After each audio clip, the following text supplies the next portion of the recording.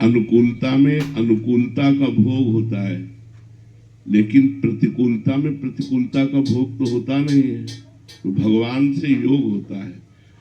अनुकूलता अच्छी नहीं है। अनुकूलता इंद्रियों को विषयों में फंसाती है, मन को भोगों में फंसाती है, देहाभिमान पुष्ट होता है। इसलिए अनुकूलता ठीक नहीं है। जब अनुकूलता आवे तो उससे उदास होना चाहिए, और जब प्रतिकूलता आवे तो आनंदित होना चाहिए।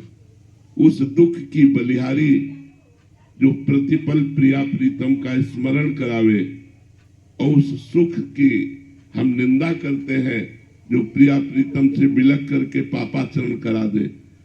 तो कुंती जी ने भगवान से कहा, जब द्वारिका की तरफ चलने लगे, कि हे नाथ, मैं एक वरदान मांगना चाहती हूँ।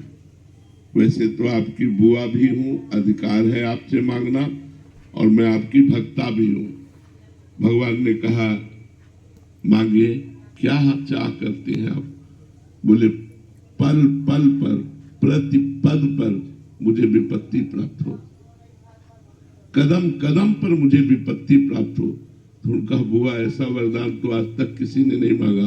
बोले, प्रभु, मैंने देखा जब विपत्ति होती है तो आप पीतांबर फहराते हुए हमारी तरफ भागते हुए आते हैं, और आज संपत्ति आ गई तो आप द्वारिका जा रहे हैं हमारी तरफ पीठ करके। मुझे ऐसी संपत्ति नहीं चाहिए, मुझे वो विपत्ति चाहिए जिसमें श्री कृष्ण का साक्षात्कार हो, जिसमें श्री कृष्ण का सानिध्य हो।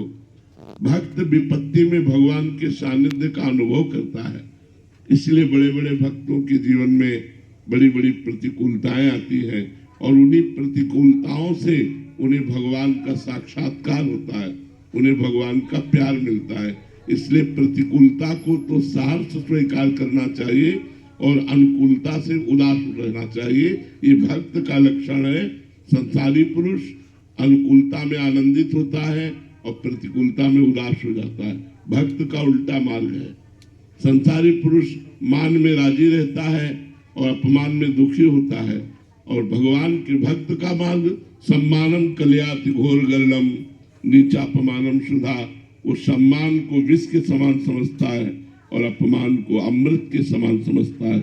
इसलिए सही बात यह है कि भगवान हमको प्रतिकूलता दे, और उस प्रतिकूलता में हम भगवान का स्मरण करके, भोगों का त्याग करके इसी जन्म में भगवत साक्षात्कार करें।